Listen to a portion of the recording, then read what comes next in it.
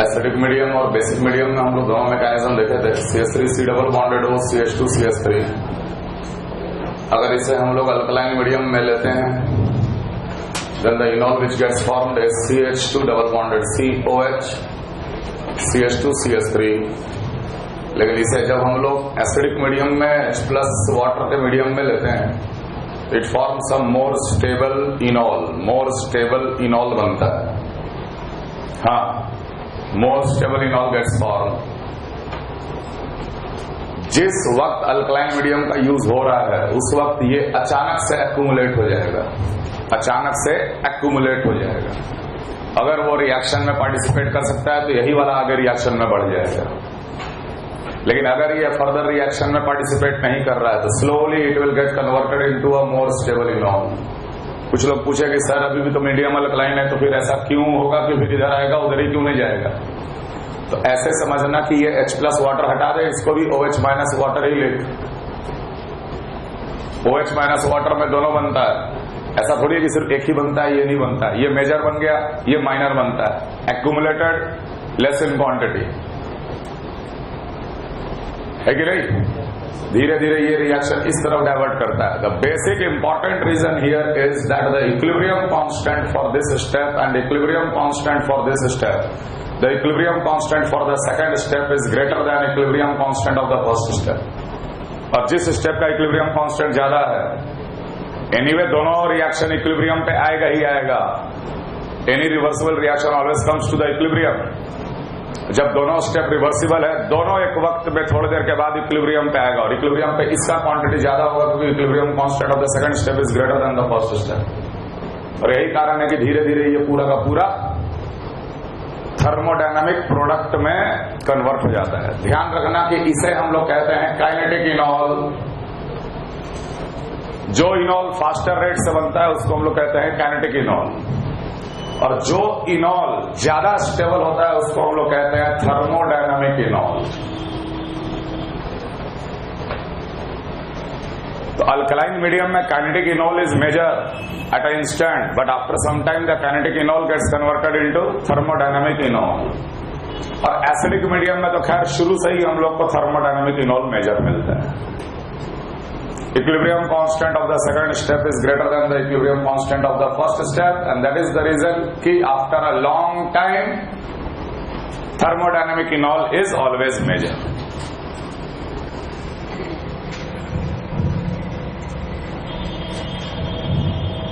Space tautomerism.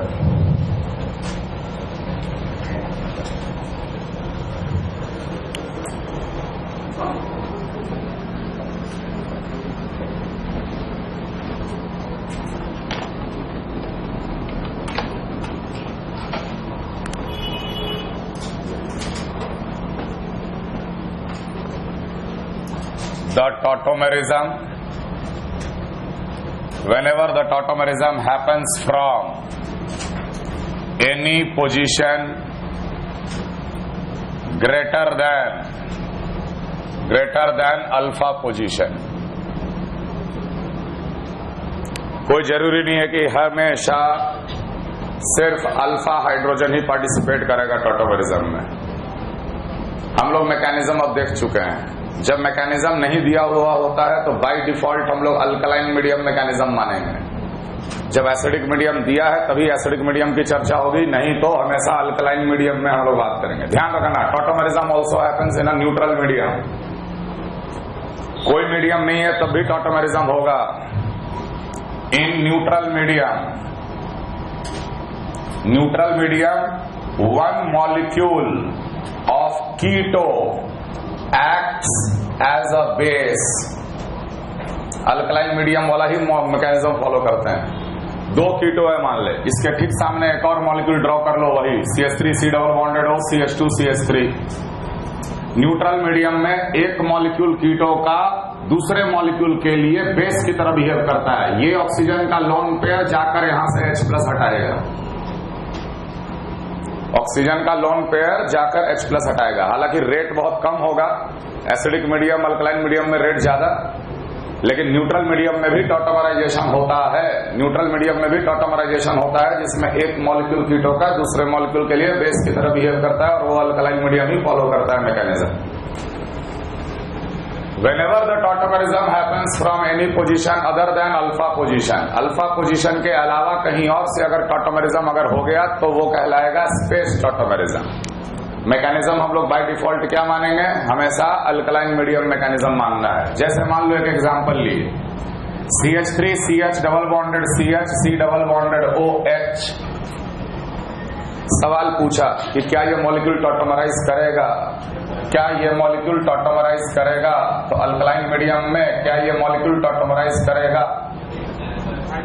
तो इसके हिसाब से ये अल्फा पोजीशन हुआ, लेकिन ये अल्फा कार्बन का H+ कभी नहीं हट सकता। ये अल्फा कार्बन का हाइड्रोजन एसिडिक नहीं होता है। क्यों? क्योंकि अगर H+ गया तो यहां पर नेगेटिव चार्ज आएगा, लेकिन ये negative charge sp2 hybrid orbital में होगा, और sp2 हाइब्रिड ऑर्बिटल वाला नेगेटिव चार्ज कभी भी रेजोनेंस में पार्टिसिपेट नहीं करता। मतलब कि ये बहुत ही कम स्टेबल नेगेटिव चार्ज है। कम स्टेबल नेगेटिव चार्ज है मतलब यहां नेगेटिव चार्ज बनेगा ही नहीं। आखिर बाकी जगह नेगेटिव चार्ज क्यों बन रहा था? क्योंकि वो रेजोनेंस करके ऑक्सीजन पे जा रहा था, एक ऑक्सीजन का चार्ज होल्डिंग कैपेसिटी। लेकिन यहां से अगर H+ जाता है तो negative charge sp2 hybrid orbital में which will not show resonance, not show delocalisation, therefore it is less stable negative charge will not gate form. यहां से H+ नहीं हटेगा, लेकिन इसके अलावा कहीं से भी H+ हटे, नेगेटिव चार्ज बने और नेगेटिव चार्ज अगर रेजोनेंस करता हुआ ऑक्सीजन तक आ जाए, मतलब टॉटोमेरिज्म हो जाएगा। OH- इस केस में यहां से H+ हटाएगा, which is beta gamma position. अगर वहां से H+ हटाया तो negative charge CH double bonded CH C double bonded OH, negative sigma pi resonance, CH2 double bonded CH single bonded CH पे minus C double bonded OH, again resonance, negative sigma pi, ये negative charge resonance करता हुआ कहां आ गया? Oxygen पे, और ये oxygen फिर फाइनली वाटर से एक H+ गेन कर लेगा और ultimately it will become enol CH2 CH CH double bonded C OH H। Tautomer, they are tautomer. तो स्पेस टॉटोमेरिज्म में बस इतना बात ध्यान रखना कि एक ऐसा नेगेटिव चार्ज बन जाए जो रेजोनेंस करता हुआ हाईली इलेक्ट्रोनेगेटिव एटम पे चला जाए, चाहे वो ऑक्सीजन हो या नाइट्रोजन हो। यहां पर C डबल बॉन्डेड N भी अगर लिखते तभी वो मॉलिक्यूल टॉटोमराइज करता है, इमीन इनामीन, है कि नहीं? कहीं भी मॉलिक्यूल में एक ऐसा नेगेटिव चार्ज बन जाए जो कि रेजोनेंस करता हुआ वो ऑक्सीजन तक पहुंच जाए, मतलब टॉटोमराइजेशन हो गया। Oscillation of H+ from this carbon to this carbon. Such kind of tautomerism will be called as space tautomerism. Clear? ये दोनों के बीच में क्या रिलेशन है? ये दोनों के बीच में क्या रिलेशन है? ये दोनों आपस में टॉटोमर हैं। सिमिलरली मान लो एक मॉलिक्यूल हम ऐसे ड्रॉ किए, will it tautomerize? Will it tautomerize? No. कहीं भी हाइड्रोजन निकाल कर नेगेटिव चार्ज बनाना ऐसा पॉसिबल नहीं है जो रेजोनेंस करता हुआ ऑक्सीजन तक चला जाए। जानबूझ के मैंने यहां पे 2 मिथाइल लगा दिया। और वही अगर हम तुमसे बोलते हैं कि विल इट टॉटोमराइज, क्या ये मॉलिक्यूल टॉटोमराइज करेगा? करेगा। यहां से तो नहीं करेगा, लेकिन यहां पर जो 2 हाइड्रोजन है वहां से एक हाइड्रोजन निकला, नेगेटिव चार्ज बना, नेगेटिव चार्ज बनने के बाद वो नेगेटिव चार्ज रेजोनेंस करता हुआ ऑक्सीजन तक जाएगा और देखो रिंग एरोमेटिक भी हो जाएगा। नेगेटिव सिग्मा पाई का एक बार और conjugation, ultimately it will become phenol. O- बना, O-H+ करके फेनॉल। ये दोनों आपस में टॉटोमर हैं।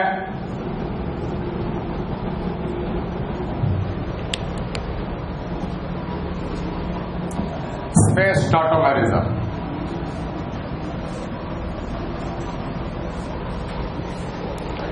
सेम टाइप का सवाल, मान लो यहां पर N के पास H होता और डबल बॉन्डेड हो, विल इट टॉटोमराइज? यस। H निकला, नेगेटिव चार्ज आया नाइट्रोजन पे, नेगेटिव चार्ज रेजोनेंस करता हुआ गया ऑक्सीजन तक, और जैसे ही जाएगा तो बीच में ये क्या कर देगा? रिंग को aromatic, they are tautomer, space tautomerism.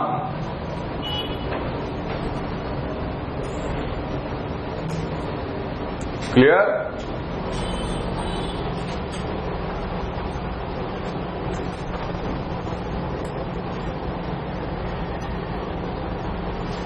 क्या ये मॉलिक्यूल टॉटोमराइज करेगा? क्या ये मॉलिक्यूल टॉटोमराइज करेगा? Yes sir. यहां पाई बॉन्ड हटा दो तब भी टॉटोमराइज करेगा, है कि नहीं है? खैर हम पाई बॉन्ड यहां लगा दिए, नेगेटिव चार्ज यहां पर बनाएंगे। खैर यहां पर 2 हाइड्रोजन, कहीं भी रहे हाइड्रोजन दूर, कोई दिक्कत नहीं है।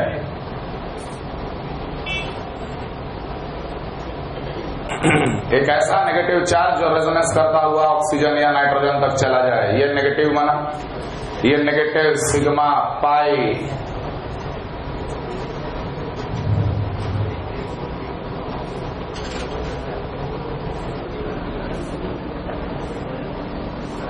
तो अल्टीमेटली इसका टॉटोमर देखो, यहां पर क्या बन जाएगा? यहां पाई बॉन्ड, ये तो पहले से ही था, एक नया पाई बॉन्ड यहां पर, ये सिंगल बॉन्ड अगेन, यहां पर एक पाई बॉन्ड बना, ये पाई बॉन्ड इधर शिफ्ट कर गया, ये पाई बॉन्ड पहले से था, O minus H plus gain कर लेगा। This will be the tautomer, so this two will be tautomer of each other.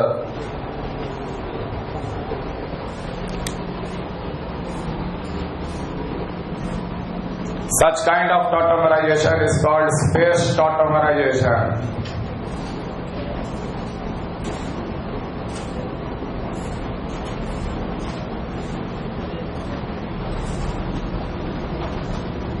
Some important tautomerization, ये आपको याद रखना है रीजन के साथ।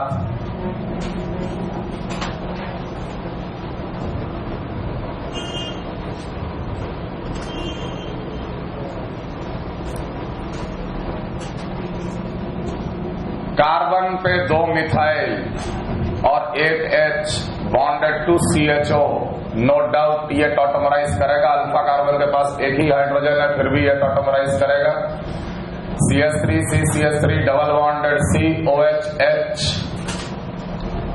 कीटो फॉर्म, इनोल फॉर्म। और वही अगर हम कार्बन पे लगा दें Me3C, CMe3,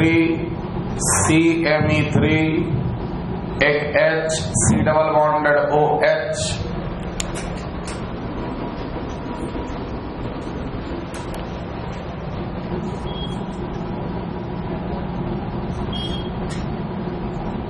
बहुत ही बल्की ग्रुप, टर्शियरी ब्यूटाइल,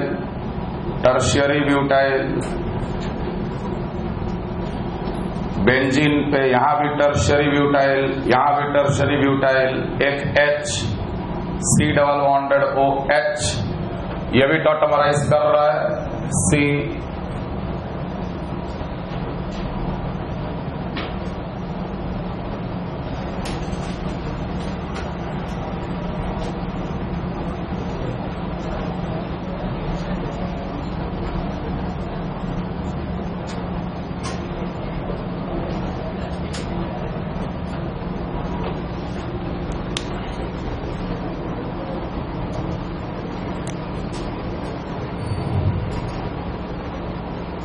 ध्यान रखना, ये तो नॉर्मल टॉटोमराइजेशन है, ये नियरली 100% रहता है और ये नियरली 0% रहता है।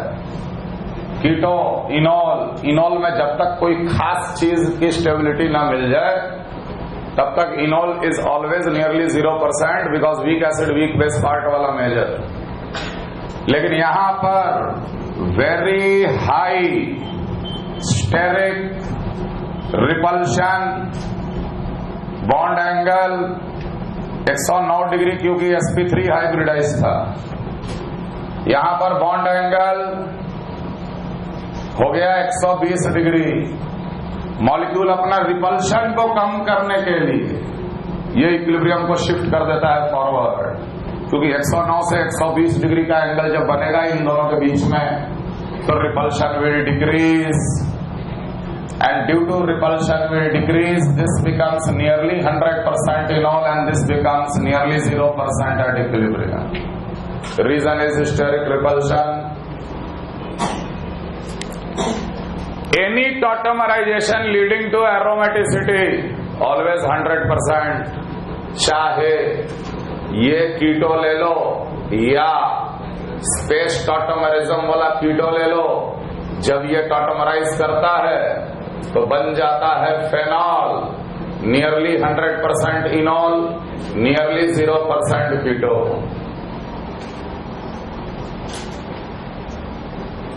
नॉर्मल अल्डिहाइड कीटोन में हमेशा नियरली 0% इनॉल, लेकिन जब कुछ स्पेशल स्टेबिलिटी मिल रहा हो इनॉल को, हर हाल में 100% शिफ्ट कर गया पूरा का पूरा 100%, 0%।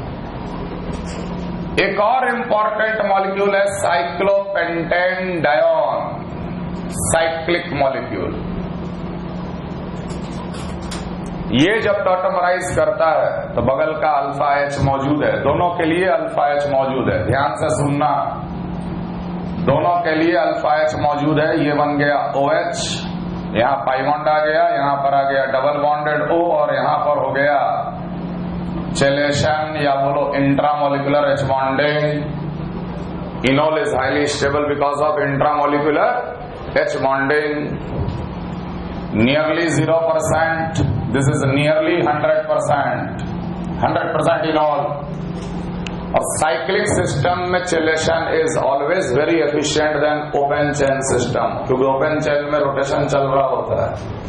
अब देखो पहला चीज दिमाग में आ सकता है, इसके लिए भी तो अल्फा एच था, इसको क्यों नहीं टॉटोमराइज किए? ध्यान रखना कि इसमें सिर्फ एक ही कीटोफॉर्म टॉटोमराइज होता, दूसरा नहीं होता। उसके पीछे सबसे बड़ा कारण यह है कि अगर हम दूसरे को भी टॉटोमराइज अगर कर दें तो नो डाउट यहां एच बॉन्डिंग का चांसेस है, लेकिन ये एच बॉन्डिंग बहुत वीक है as compare to this. Reason, यहां का लोन पेयर रेजोनेंस में रहेगा, रेजोनेंस में रहेगा तो इस ऑक्सीजन पे डेल्टा प्लस आ जाएगा, और ऑक्सीजन पे डेल्टा प्लस और हाइड्रोजन का डेल्टा प्लस एच बॉन्डिंग कभी नहीं करेगा। यहां पर ऑक्सीजन पे डेल्टा माइनस है, एच बॉन्डिंग स्ट्रॉन्गर, यहां रेजोनेंस के कारण डेल्टा प्लस आएगा, therefore H bonding is weaker, so that H bonding prevents this particular carbonyl to further get tautomerized. Only one carbonyl gets tautomerized because of this reason. अब यही चीज देखो, अगर same चीज अगर हम ओपन चेन सिस्टम में लेते, ये भी 1,2 डाइकीटोन था साइक्लिक में, और हम ले लिए 1,2 डाइकीटोन ओपन चेन में। ओपन चेन में जब हम लोग टॉटोमराइज किए तो CH2 double bonded CHOH, C double bonded O CH3, हम लोग ये पाते हैं कि ये नियरली 100% रहता है और ये नियरली 0% रहता है। तो सर जी यहां और यहां में कोई फर्क नहीं है, यहां एच बॉन्डिंग कर लो, ठीक है, ओपन चेन में कम से कम 40% तो होना चाहिए, लेकिन नियरली 0% क्यों बोल रहे? यहां पर एच बॉन्डिंग होता ही नहीं है, बता रहे क्यों? No H bonding since the keto always remains as CH3 C double bonded O C double bonded O CH3 due to lone pair repulsion. Oxygen का लोन पेयर के रिपल्शन के वजह से ये दोनों ऑक्सीजन सेम साइड रहता ही नहीं है, ये रोटेट करके दोनों अपोजिट साइड चले जाते हैं। किसी एक को टॉटोमराइज करोगे तो उसको ऑक्सीजन मिलता ही नहीं है एच बॉन्डिंग करने के लिए, क्योंकि दूसरा ऑक्सीजन किस तरफ है? अपोजिट साइड में है। यहां पर ये चीज नहीं था, यहां रोटेशन हिंडर्ड था। तो due to lone pair repulsion the two oxygen always remains trans to each other. तो एक टॉटोमराइज किया तो दूसरा हाइड्रोजन ऑक्सीजन के साथ वो इंट्रामोलिकुलर एच बॉन्डिंग नहीं बना पाता है।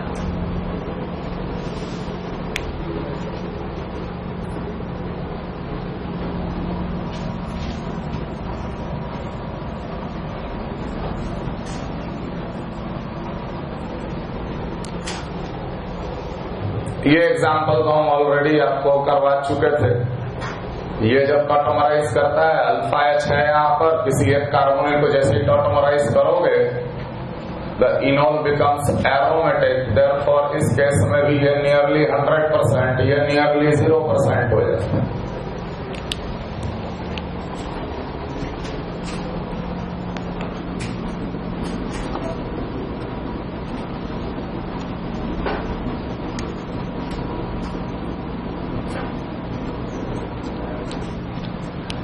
ये कुछ ऐसे मॉलिक्यूल का एग्जाम्पल मैंने आपके सामने रखा है जिनका इनोल कंटेंट नियरली 100% होता है। इसे याद रखिएगा कभी सवाल में।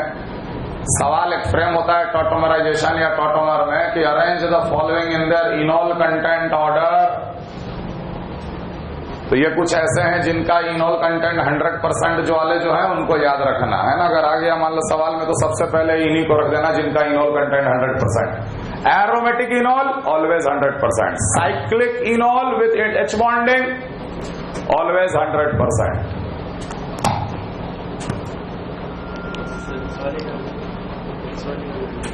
नहीं, यहां तो बॉन्ड एनर्जी का कंसेप्ट है। ये ज्यादा स्टेबल होता है, कीटो ज्यादा स्टेबल होता है इनोल से। एक्सेप्शन भी एक है कि ये कीटो जो मैंने पिछले क्लास में आपको बताया था, तीनों अल्फा H टॉटोमराइज किया।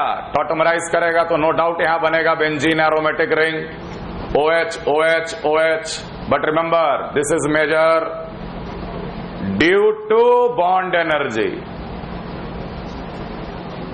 तो यहां पर एरोमेटिसिटी वाला रूल नहीं लगाना है। ट्राई हाइड्रोक्सी बेंजीन से ज्यादा स्टेबल पहला वाला कीटो है क्योंकि बॉन्ड एनर्जी पहले वाले में the sum of the bond energy is greater than the second one.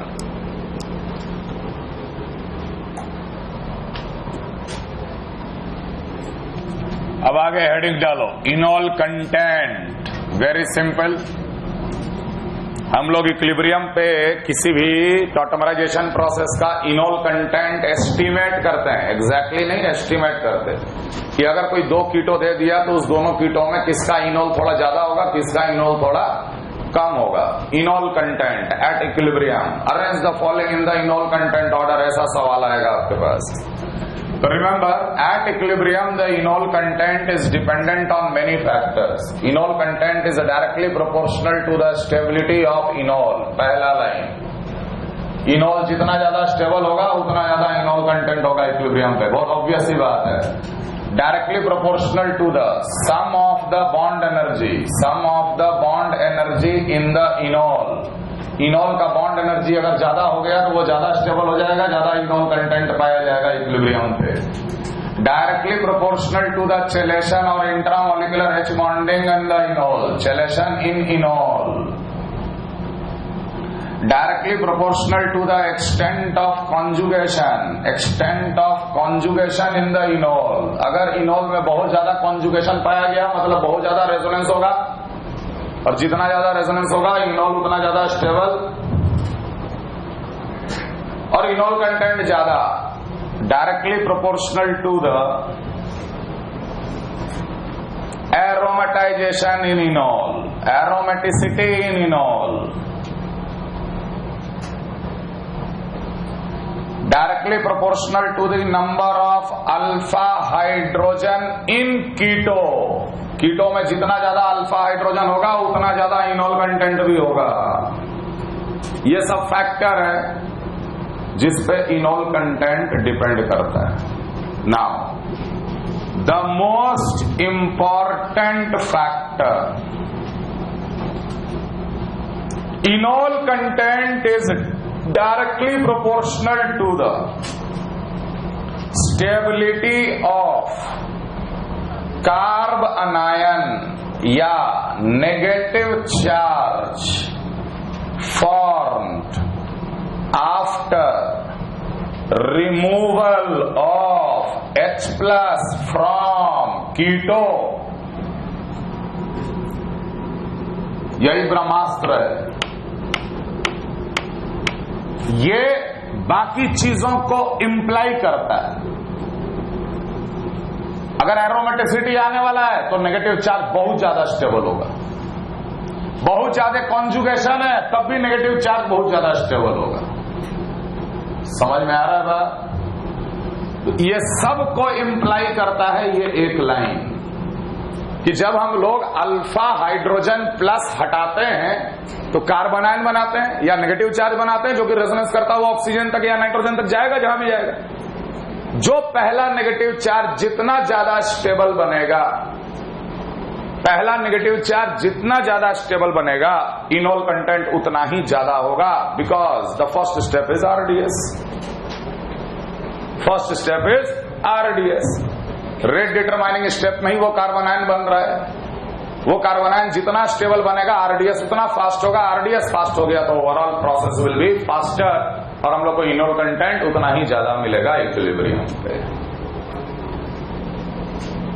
और अगर एरोमेटिसिटी आने वाला है तो obviously negative charge exceptionally stable होगा। बहुत ज्यादा कॉन्जुगेशन है तब भी नेगेटिव चार्ज बहुत ज्यादा स्टेबल होगा। समझ में आता है? इंप्लाई करता है इनडायरेक्टली।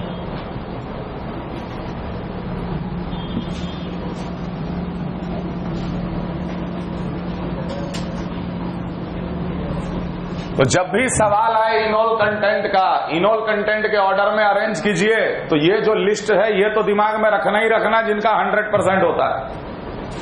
और बाकी जब सब नॉर्मल अल्डिहाइड कीटोन दिख रहा है तो वहां चुपचाप H+ हटाना, एसिडिक नेगेटिव चार्ज बनाना। सबका नेगेटिव चार्ज का स्टेबिलिटी का जो भी ऑर्डर आएगा वही इनोल कंटेंट का भी ऑर्डर आएगा।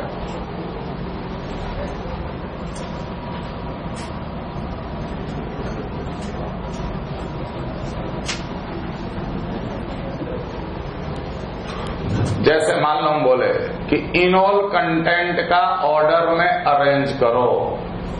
CH3 C double bonded OH, CH3 C double bonded O, CH3 C double bonded O, CH2 C double O, CH3 हाँ चलो 3 का अरेंज करो। बोल दिया कि तीनों का इनोल कंटेंट के ऑर्डर में अरेंज कीजिए। तीनों का इनोल कंटेंट का ऑर्डर में अरेंज कीजिए। तो यार हम तो सबसे ज्यादा एसिडिक H हटाएंगे हर जगह से। यहाँ एसिडिक H हटाए तो ये कार्बन पर नेगेटिव चार्ज, यहाँ एसिडिक H हटाए तो ये कार्बन पर नेगेटिव चार्ज। और यहाँ हमें पता है कि एसिडिक H जो है वो मिथिलीन है। सबसे ज्यादा स्टेबल नेगेटिव चार्ज कौन सा दिख रहा है? सेकंड वाला दिख रहा है, ठीक है नहीं? क्योंकि थर्ड वाला दिख रहा है क्योंकि वो दो कार्बोनिल के साथ रेजोनेंस करेगा। अगर ये सबसे ज्यादा स्टेबल नेगेटिव चार्ज है then the enol content will be 3 greater than. अब इन दोनों में H का इफेक्ट 0, मिथाइल का effect plus I negative charge stability कम करता है 1 ग्रेटर देन 2।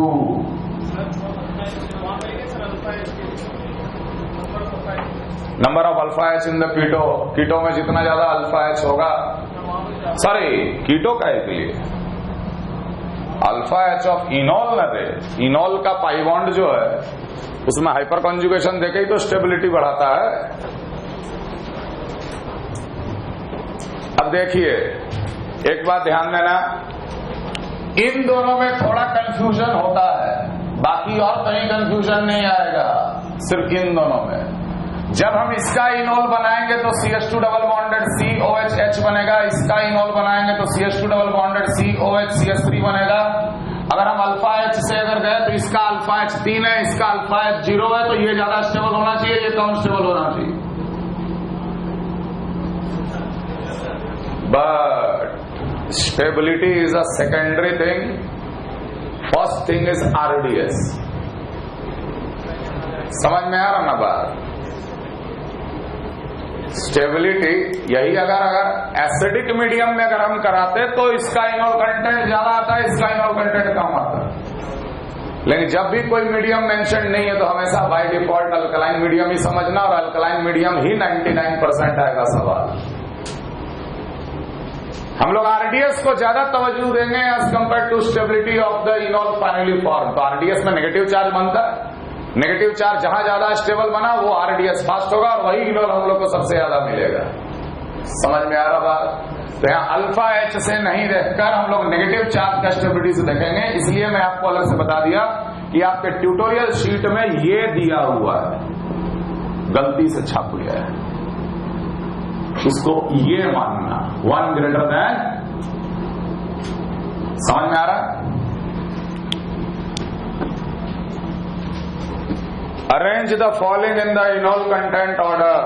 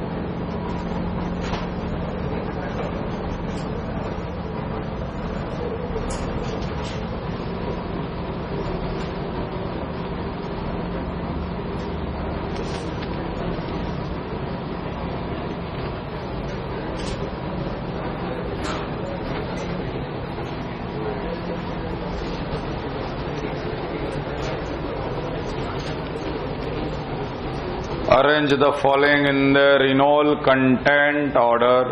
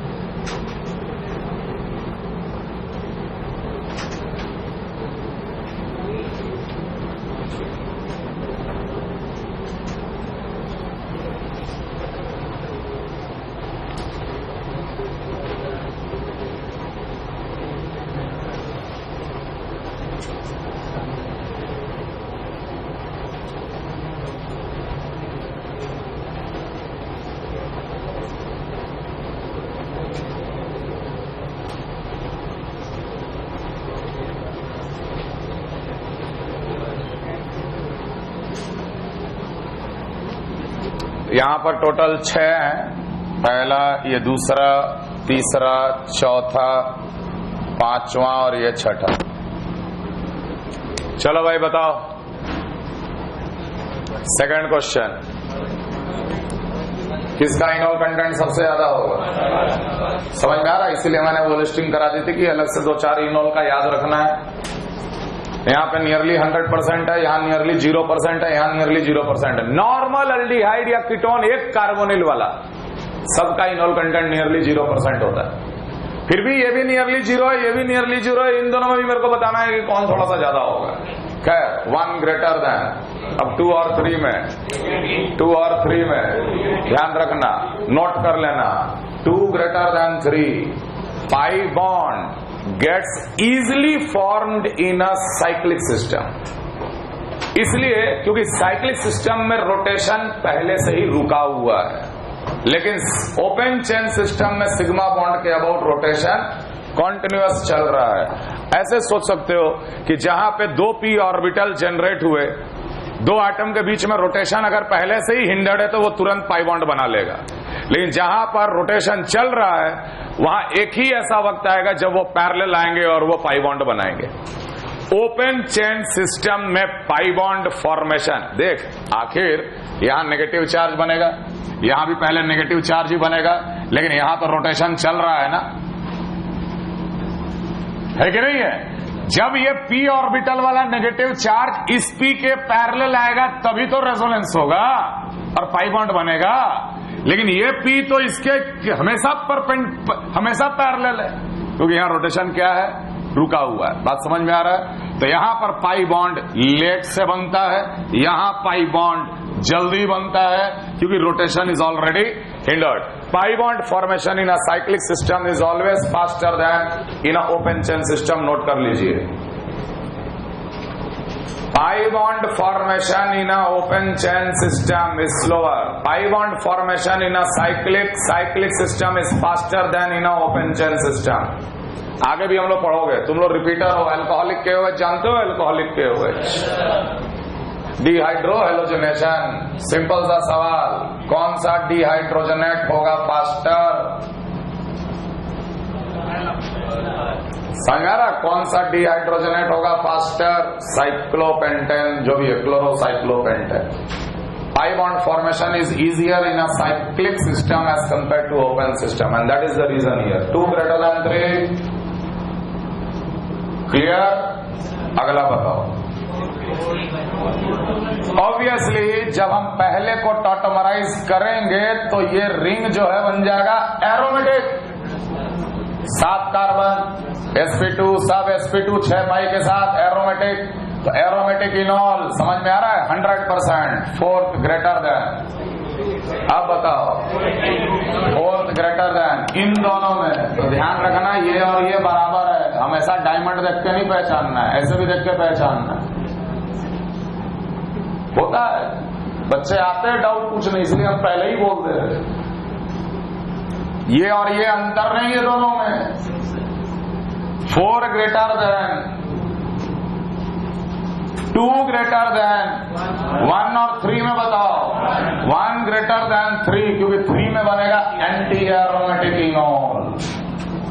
3 में टॉटमराइज करोगे तो एंटी एरोमेटिक इनॉल बनेगा, और एंटी एरोमेटिक इनॉल बनता ही नहीं है. No tautomerism. Nearly 100%, but aromaticity will dominate over non-aromatic molecule. अब बताओ इन 6 में. ठीक है, हर जगह हम लोग नेगेटिव चार्ज बना लेंगे.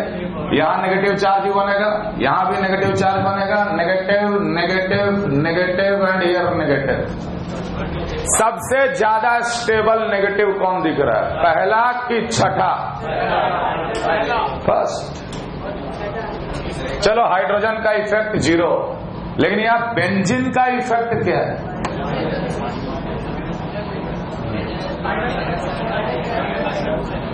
बेंजीन का नेगेटिव चार्ज पर क्या इफेक्ट लग रहा है यहाँ? ऑब्वियसली माइनस है. कॉन्जुगेशन में थोड़ी है, ऑब्वियसली माइनस है. और बेंजीन का प्लस एम तो बिल्कुल लास्ट में रहता सीरीज में यार. याद कर mesomeric plus M series. Methyl के प्लस एच से भी कम रहता है बेंजीन का प्लस एम. समझ में आ रहा? यहाँ बेंजीन नेगेटिव चार्ज के साथ कॉन्जुगेटेड नहीं है. क्या शो कर रहा है? -I. एंड रिमेंबर, अगर -I शो कर दिया, छठे का इनॉल कंटेंट सबसे ज्यादा. पहला कारण नेगेटिव चार्ज की स्टेबिलिटी. दूसरा कारण सुनो, जब ये इनॉल बन जाएगा तो this pi bond will be in conjugation with the benzene ring. अब हम जानते हैं कि stability of enol is directly proportional to the number of conjugation in the इनॉल.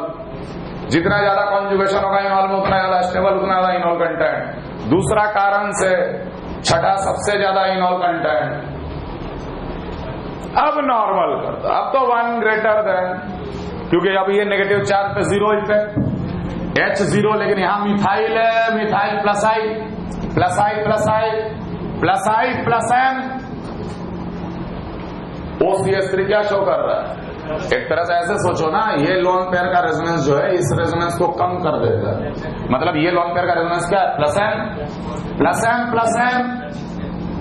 समझ आ रहा?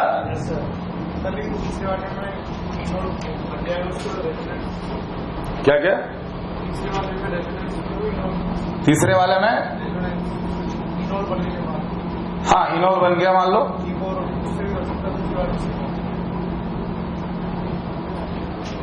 H बॉन्डिंग ये हम बताए नहीं थे 6 मेंबर का इंट्रामोलिकुलर H बॉन्डिंग पिछले क्लास में जब टॉटमराइज करा रहे थे मॉलिक्यूल.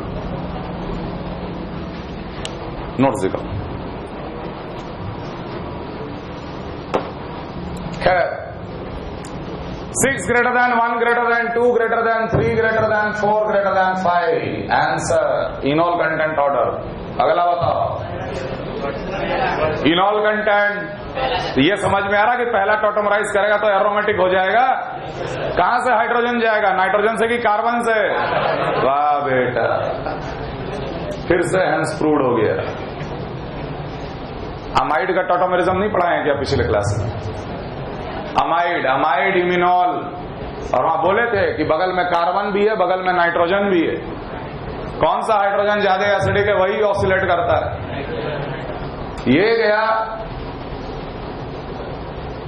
नाइट्रोजन यहां पर, हाँ H था, no will not get aromatic, सीधा ये और OH, enol. Conjugated system, pi sigma pi का कॉन्जुगेशन है, ज्यादा कॉन्जुगेशन है, ज्यादा इनॉल होगा। कार्बन से टॉटोमराइज मत कर देना, क्लियर? नहीं आ रही है, लेकिन मैकेनिज्म से आगे बढ़ेंगे ना। एरोमेटिसिटी आ रही है अलग बात है, लेकिन वो हम लोग तो उससे जाएंगे, क्या कहते हैं, मैकेनिज्म से जाएंगे। भाई OH माइनस किसका H हटाएगा? More acidic. थर्मोडायनेमिकली पोजीशन से थोड़ी डिसाइड होता है।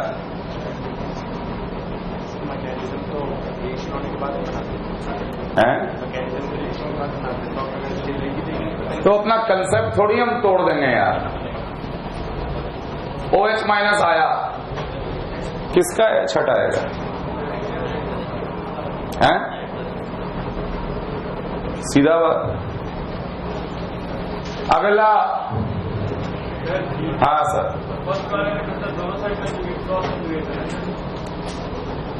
यहां डबल बॉन्डेड हो था, हाँ बोलो।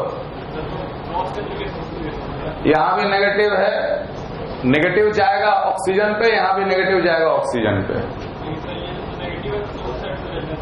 कर सकता है, लेकिन कितना प्रोबेबिलिटी है करने का?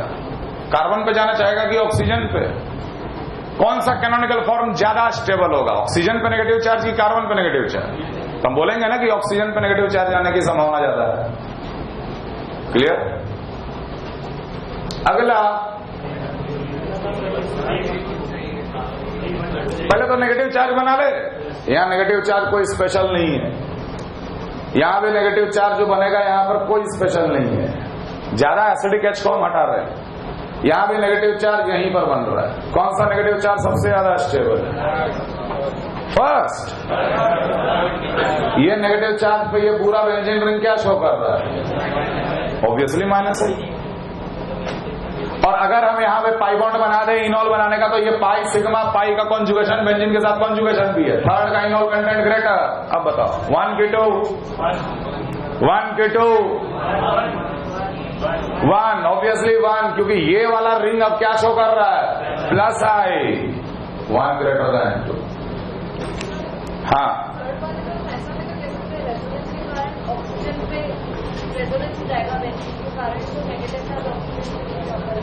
नहीं, हम समझे हैं क्या बोले? बेंजीन और ऑक्सीजन का कॉन्जुगेशन है। अरे कैसे? ये नेगेटिव का ज्यादा रेजोनेंस होगा ऑक्सीजन तक की पाई बॉन्ड का? इसका इसके साथ कॉन्जुगेशन भले ही है, लेकिन ये ज्यादा जाएगा नेगेटिव ऑक्सीजन पे, रादर देन ये पाई बॉन्ड का नेगेटिव यहां पर आना। इसलिए बोल रहे कि ये तो इसके साथ, माने एक तरह से वही तुम बोल रही हो ना कि सर आप बेंजीन का प्लस एम क्यों नहीं ले रहे? जब यहाँ OCH3 होता तो हम प्लस एम ले लेते, बेंजीन का प्लस एम यहाँ पर क्यों नहीं लिया जा रहा? क्योंकि बेंजीन का प्लस एम बहुत ही नेग्लिजिबल होता है कि नहीं? यहाँ नेगेटिव चार्ज का रेजोनेंस ज्यादा dominating factor, which is more stable.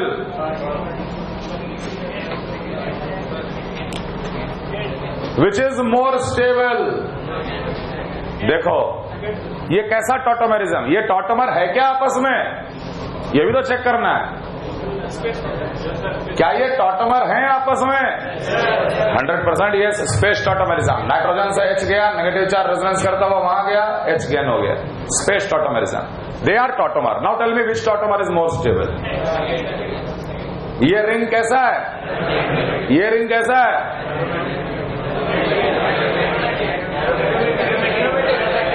ये रिंग कैसा है? एरोमेटिक। ये रिंग कैसा है? ये बड़ा धीरे से बोल रहे तुम।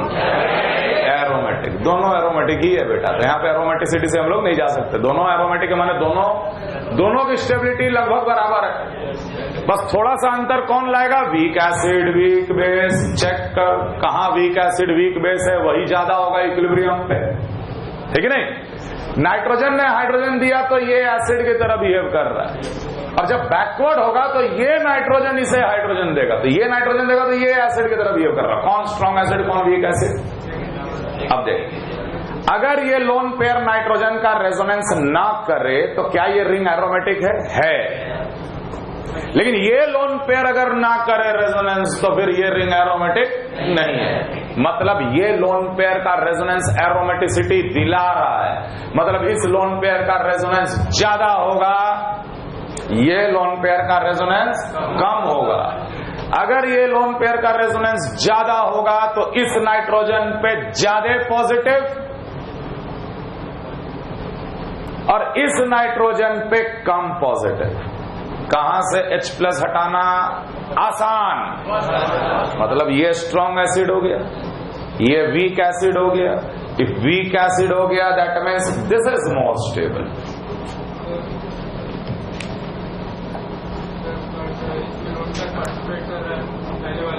क्या पहले वाले में लोड पेयर इनका पार्टिसिपेट कर रहा है, हाँ, पहले वाले में नहीं कर रहा है। इससे क्या मतलब है? हम तो एसिड को देख रहे हैं।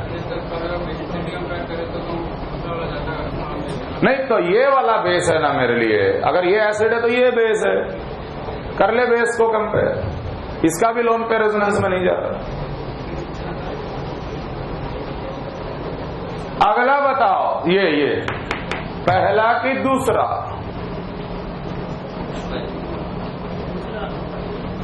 चलो यहां तो आ गया ये वाला, यहां क्या आएगा? पहले बता, ये तो एरोमेटिक दिख रहा है, ये एरोमेटिक ही है ना?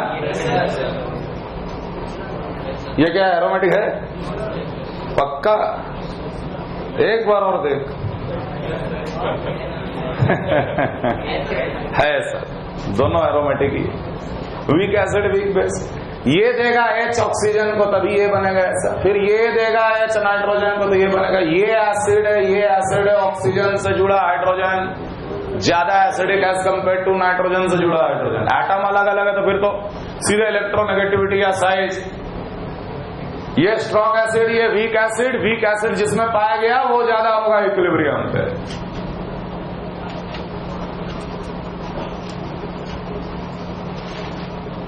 क्लियर? अगला बताओ, तीसरा।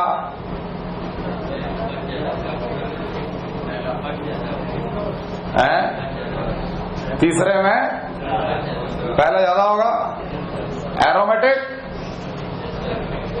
Yes aromatic, yes acid. ये H देगा नाइट्रोजन को इधर, ये नाइट्रोजन देगा ऑक्सीजन को। Weak acid, strong acid. तीसरा इज स्टेबल देन सेकंड। अगला बताओ, ये एरोमेटिक नहीं ना? अब नहीं, क्योंकि ये sp3 होगी और ये एरोमेटिक, तो बिना कुछ देखे सीधे एरोमेटिक।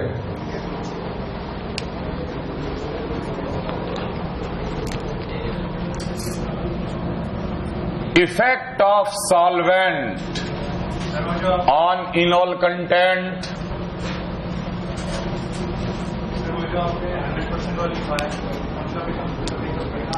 नहीं, खाली इतना ध्यान रखना कि एरोमेटिक वाला इनोल सबसे ज्यादा इनोल कंटेंट।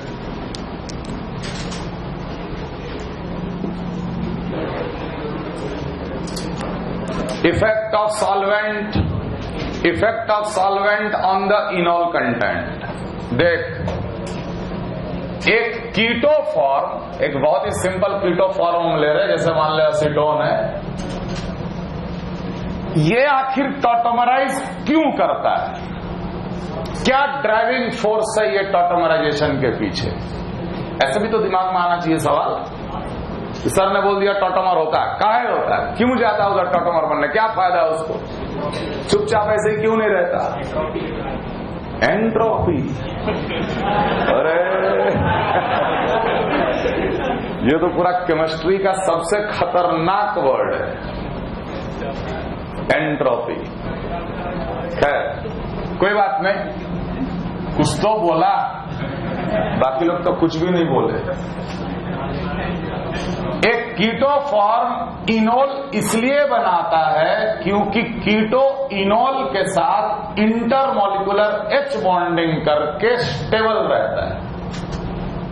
टॉटोमराइज किया, ये बना CH2 double bonded COH CH3, obviously यहां पर तो कोई भी ऐसा हाइड्रोजन नहीं है जो कि H बॉन्डिंग कर सकता है, लेकिन आखिर यहां पर एक हाइड्रोजन जो है वो H बॉन्डिंग कर सकता है ना। Keto forms enol because it becomes stable by the H bonding of the enol form like this.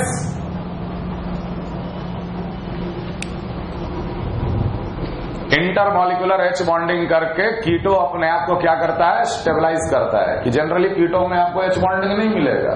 Enol इसलिए बनाता है कि इनोल खुद आकर उसके साथ H बॉन्डिंग करे और ओवरऑल स्टेबिलिटी बढ़ जाए। This is the driving force behind tautomerization process. समझ में आ रहा? ओके, नाउ कंसिडर, मान लो हम ये एग्जाम्पल कंसिडर किए, डबल बॉन्डेड हो, ये एक्टिव मिथिलीन वाला पहला केस। इन पोलर सॉल्वेंट अगर लिए इस मॉलिक्यूल को, पोलर सॉल्वेंट लाइक वाटर में लिए हम लोग इस मॉलिक्यूल को, तो ये जब टॉटोमराइज करता है तो ऑब्वियसली यहां पर OH pi bond, double bonded O enol बना, और इसके इनोल में इंट्रामोलिकुलर H बॉन्डिंग भी होता है। ये टॉटोमराइज इसलिए भी कर रहा है क्योंकि ये खुद को स्टेबल करना चाह रहा है, इक्विलिब्रियम मेंटेन हो गया। लेकिन इक्विलिब्रियम पे पाया गया कि इसका इनोल जो होता है वो नियरली 16% होता है। डेटा याद रखना, ये एक्टिव मिथिलीन वाला कितना परसेंट वाटर में, 16%। सेकेंड, इन लिक्विड स्टेट और इन नॉन पोलर सॉल्वेंट, अपने ही लिक्विड स्टेट में या नॉन पोलर सॉल्वेंट में सेम मॉलिक्यूल जब लिया गया तो ये भी टॉटोमराइज किया OH, लेकिन इसका इनोल कंटेंट पाया गया 76% सेम मॉलिक्यूल का नॉन पोलर सॉल्वेंट में। और एक तीसरा डेटा देखो, उसके बाद फिर हम लोग इसका एनालिसिस करेंगे कि in a gaseous state, in a gaseous state the same tautomerization happens and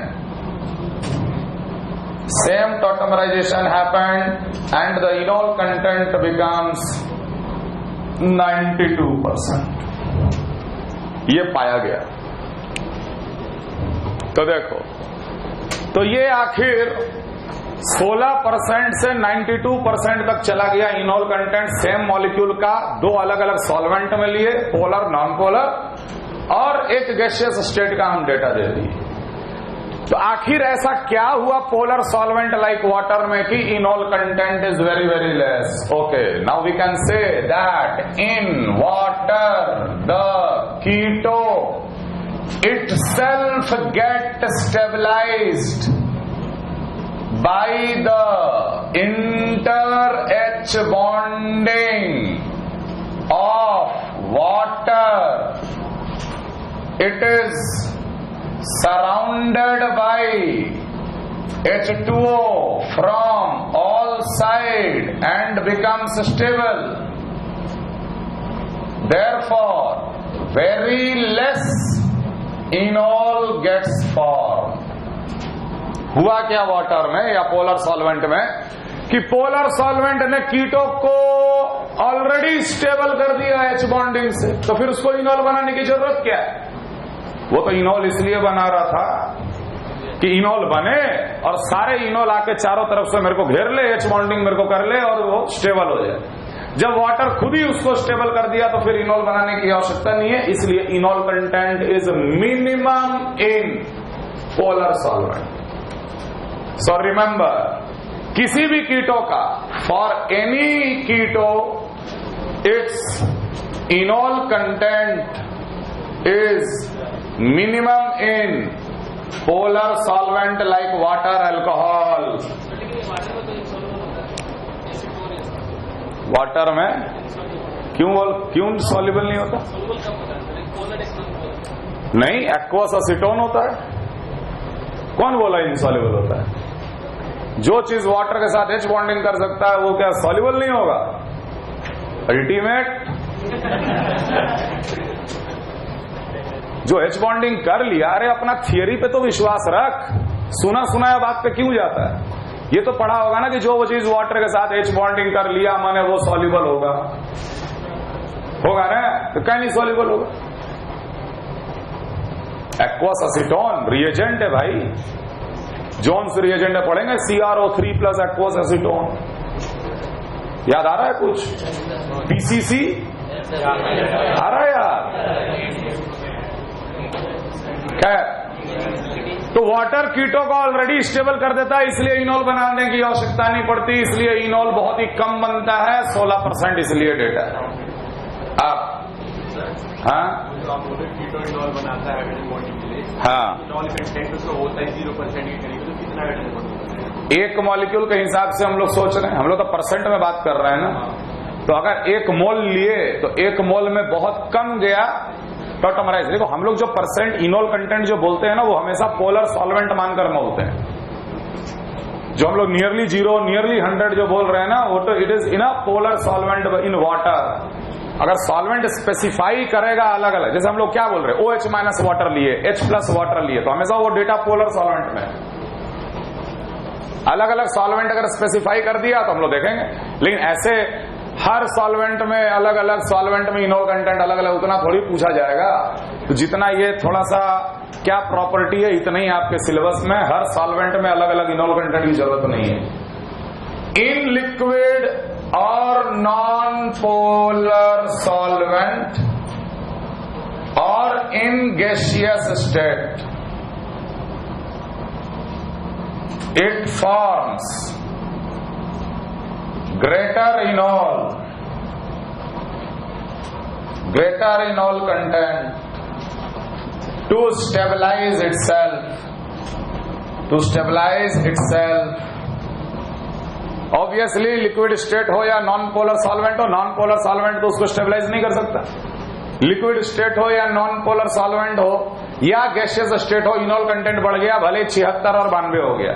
लेकिन अब 76 और 92 के बीच में क्या लॉजिक है कि in liquid state the space between 2 keto molecule is less, therefore it can surround less enol through H bonding। Liquid state में और गैसियस स्टेट में इनोल कंटेंट बढ़ा, 76 हो गया और 92 हो गया, बहुत ज्यादा बढ़ गया 16% के कंपैरिजन में। लेकिन लिक्विड में 76 और गैसियस में 92, अब उसका हम लोग लॉजिक दे रहे हैं कि लिक्विड स्टेट में 2 मॉलिक्यूल के बीच का स्पेस क्या होता है, बहुत कम। तो एक मॉलिक्यूल स्पेस कम होने के कारण वो कम इनोल को चारों तरफ से सराउंड कर पाता है, समझ में आ रहा। लेकिन गैसियस स्टेट में 2 मॉलिक्यूल के बीच में स्पेस क्या होता है, बहुत ज्यादा, जिसके कारण एक कीटो का मॉलिक्यूल अपने चारों तरफ बहुत ज्यादा इनोल को सराउंड कर, और यही कारण है कि 92% गैस में और 76% लिक्विड में।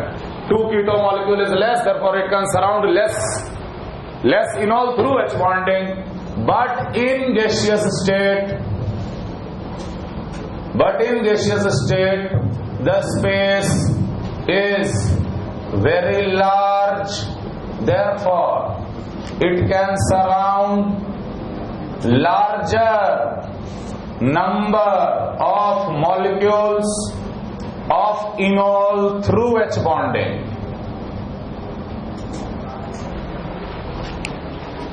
लिक्विड स्टेट में 2 मॉलिक्यूल के बीच में स्पेस कम हो जाने के कारण वो कम इनोल को सराउंड कर पाता है। गैसियस स्टेट में 2 मॉलिक्यूल के बीच में बहुत ज्यादा स्पेस होने के कारण वो ज्यादा मॉलिक्यूल को सराउंड कर पाता है, और यही कारण है कि 76% और 92% का ये फिगर आया। खैर, ये तो हम एक डेटा को एक्सप्लेन कर दिए। ओवरऑल कंक्लूजन क्या है इस डिस्कशन का?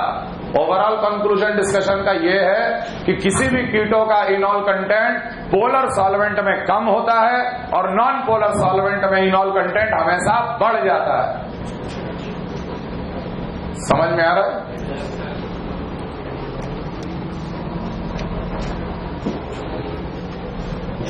अब एक एग्जांपल देखो, RC डबल बॉन्डेड हो CH2 CH2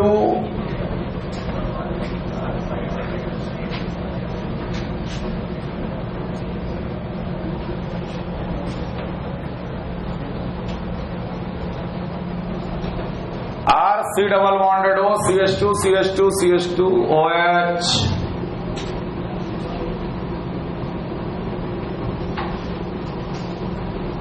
कोई भी मीडियम ले लिया जाए, एसिडिक ले लो, अल्कलाइन ले लो, कोई भी मीडियम ले लो। हम यहाँ पे रिएक्शन नहीं पढ़ा रहे, इसलिए हम यहाँ पे ज्यादा डिटेल में नहीं जा रहे। एक स्पेशल केस है, ध्यान रखना। होता क्या है कि ये ऑक्सीजन का लोन पेयर, ध्यान देना, इंट्रामोलिकुलरली इस कार्बन के साथ जुड़ता है, क्योंकि यहाँ डेल्टा प्लस और डेल्टा माइनस है और ये पाई बॉन्ड ब्रेक कर जाता है। अगर इंट्रामोलिकुलरली जुड़ गया तो ये बन जाएगा PHC। कितना मेंबर का रिंग बन जाएगा ये? 1 2 3 4 5 6, ऑक्सीजन को मिला के 6 मेंबर का रिंग। पहले तो ऑक्सीजन को मिला के हम 6 मेंबर का रिंग बना लिए। मान लो ऑक्सीजन 1 नंबर, 2 नंबर, 3 4 5 छठा कार्बन। तो ऑक्सीजन अगर 1 नंबर है तो यहीं पे कहीं छठा कार्बन होगा। छठा कार्बन पे क्या होगा? एक O माइनस होगा और एक R होगा, और ऑक्सीजन पे आएगा एक पॉजिटिव चार्ज, क्योंकि अपना लोन पेयर दिया इसने बॉन्डिंग में। ऑक्सीजन का लोन पेयर अगर जुड़ेगा तो ऑक्सीजन में पॉजिटिव चार्ज आएगा ना। इंट्रामोलिकुलरली जुड़ गया। अब क्या होगा कि ये O माइनस यहीं से एक H प्लस गेन कर लेगा, तो अल्टीमेटली H प्लस का ऑसिलेशन ही तो हुआ।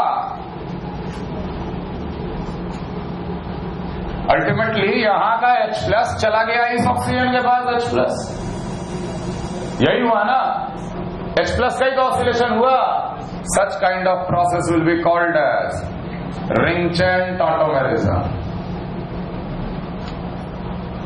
और ये प्रोसेस में 3 से लेकर 6 नंबर तक का रिंग बन सकता है। For example BHC double bonded हो, CH2 OH, अगर ऐसा भी होता, ऑक्सीजन का lone pair PHC O minus OH positive CH2 3 number का ring, O minus H plus gain किया, ultimately PHC O CH2 OH, H plus का माइग्रेशन हुआ, that is ring chain tautomerism.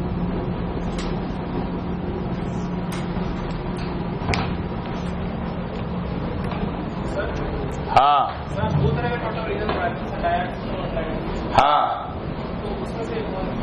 कोई नहीं, सब अलग टॉटोमेरिज्म है। डायाड ट्रायाड हो गया, कीटोइनॉल। स्पेस टॉटोमेरिज्म क्या है? ना तो डायाड है ना तो ट्रायाड है, वो तो अल्फा के अलावा कहीं दूर से आता है हाइड्रोजन।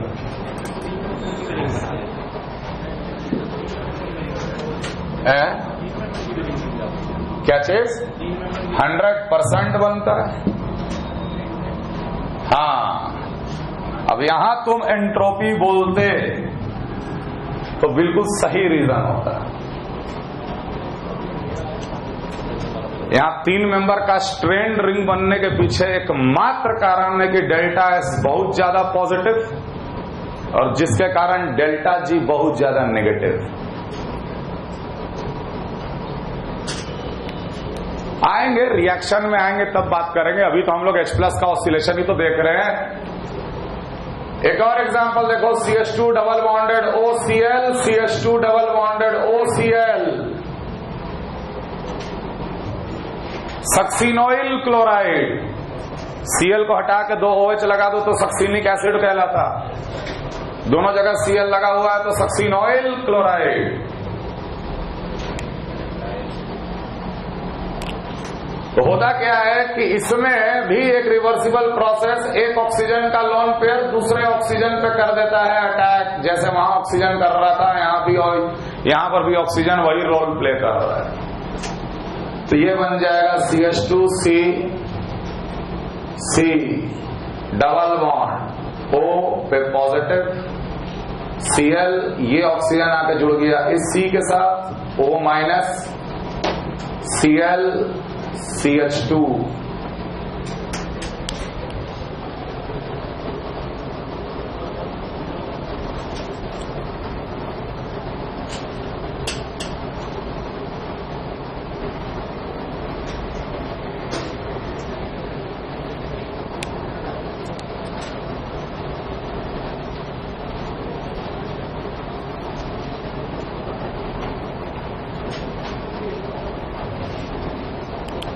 सिर्फ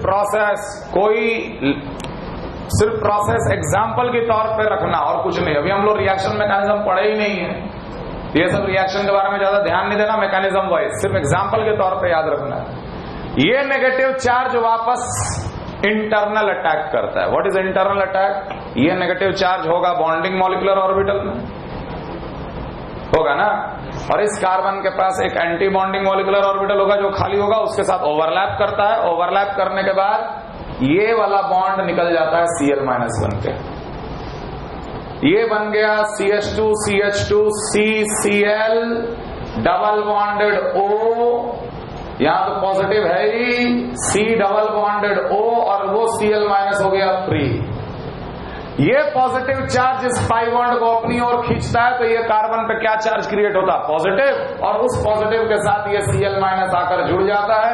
उल्टा सोच कि Cl- यहां अटैक किया, पाई बॉन्ड शिफ्ट कर गया, CH2 C Cl Cl O C double bonded O। Ultimately आप क्या ऑब्जर्व कर रहे हो?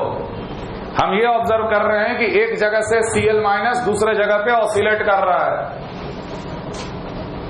एक जगह से Cl- दूसरे जगह पे ऑसिलेट कर रहा है। तो हो सकता है कि ये लोन पेयर फिर अटैक मारे, Cl- वापस आ जाए अपने जगह पे। समझ में आ रहा है? H+ का ऑसिलेशन टॉटोमेरिज्म होता है। H+ का ऑसिलेशन टॉटोमेरिज्म, और इस टॉटोमेरिज्म को हम लोग बोलते हैं कटायनोट्रोपी। और जब कोई अनायन ऑसिलेट करता है, जैसे Cl- ऑसिलेट कर रहा है, ये भी टॉटोमेरिज्म ही है बेटा, लेकिन इसे हम लोग कहते हैं अनायनोट्रोपी। ध्यान रखना कि ये सबसे इंपॉर्टेंट है, इसीलिए तो 3 लेक्चर से हम लोग H+ का ही ऑसिलेट करा। लेकिन एक एग्जाम्पल Cl- वाला भी दिमाग में रखना कि ये भी टॉटोमेरिज्म ही है। IIT-JEE का कोई भरोसा नहीं है, क्या पूछ ले। Anionotropy is also called as tautomerism. चलो, will continue in the next class. एक और छोटा सा टॉपिक बच गया है टॉटोमराइजेशन में, that is deuterium exchange. 10 minute का है, वो हम अगले क्लास में कंप्लीट कर देंगे, और GI ज्योमेट्रिकल स्टार्ट कर देंगे।